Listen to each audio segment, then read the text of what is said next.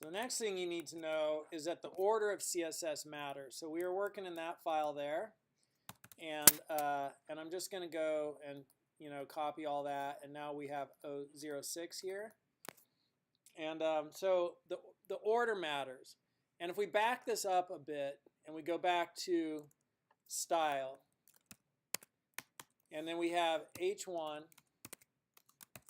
color red, and then we have H1 color green.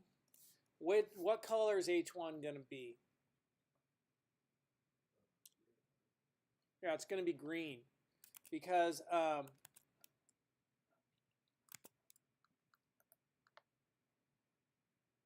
computers read code top to bottom, and so first it reads make it red, and then it reads make it green. So the last thing it read is what it makes it.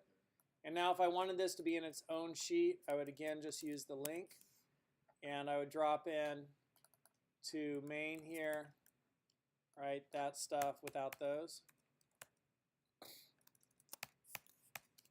And then that's going to make it still make it green. I need a link to it though. Main. And so just to show that this one's different, we'll do heather, wheat. We'll do wheat. I thought heather was a color. So now it went to wheat. Okay, so the order of the CSS matters. And sometimes you'll see multiple things linked. So if this is main 2,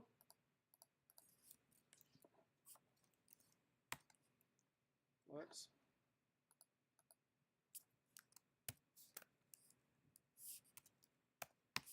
So if that's main 2, and then I call this,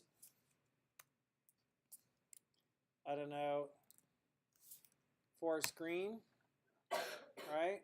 Now it's going to be for screen, because it read through all this first, went red, no, it's wheat, and then it read through this, it's red, no, it's for screen, right? Because here it says load all the code from there, and it reads it right there.